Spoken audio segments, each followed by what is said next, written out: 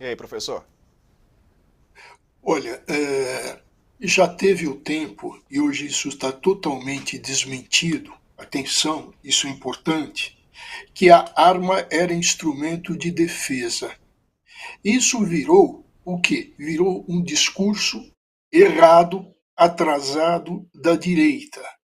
Hoje, pelos levantamentos feitos na Europa, o que se vê? Que a arma é mais instrumento de ataque do que instrumento de defesa. E estão certos os países que criam obstáculos para a posse e o porte de armas de fogo e até, em alguns casos, armas brancas, quer dizer, sem explosivo. Então, dentro desse contexto, a gente poderia também lembrar de um dado de ontem, publicado em vários jornais europeus e norte-americanos, sobre o quê? Sobre despesas com armas no mundo, não está só no Brasil, no mundo. Quanto se gasta? É, eu peço para que todos se segurem na cadeira para não cair de susto. Se gasta 2 bilhões e 200 mil dólares. Essas são as despesas com armas, despesas militares. E o que a gente tem de um outro lado?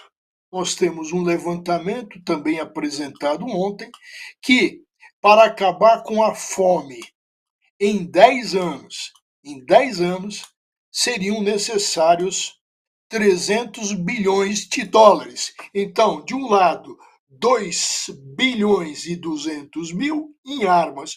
Do outro lado, para se acabar com a fome por 10 anos, 300 bilhões.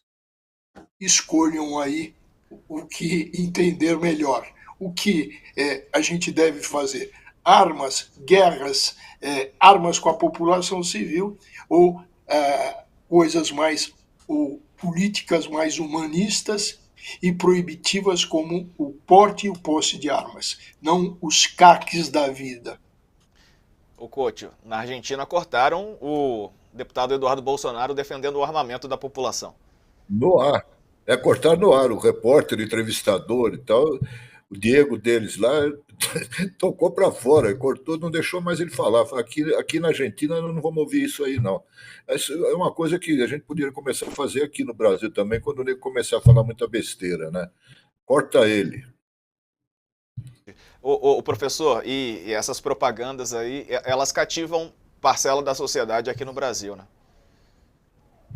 Sim, exatamente isso. Por quê?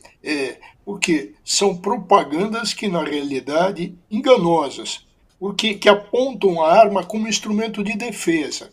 E se usa aí algumas situações especiais, como, por exemplo, e se usou muito, aquele que mora numa fazenda em que tem dificuldade de comunicação e no meio rural os roubos estão acontecendo e está havendo uma escalada com relação a isso, se diz como é que o sujeito vai ficar num lugar que muitas vezes não tem luz, o posto policial é longe, muito longe, tem que ir a pé ou a cavalo e etc. Então, se o que facultar o uso de armas por essas pessoas. Mas o que diz o outro lado, que é o lado da pesquisa, que é o lado técnico? Aquele que não sabe usar, manejar a arma, só se dá mal. Imagine então uma organização criminosa ou quadrilha e bando no interior desses locais, as pessoas vão armadas e o que vai fazer aquele que está lá no meio rural, na sua casa, no seu casebre?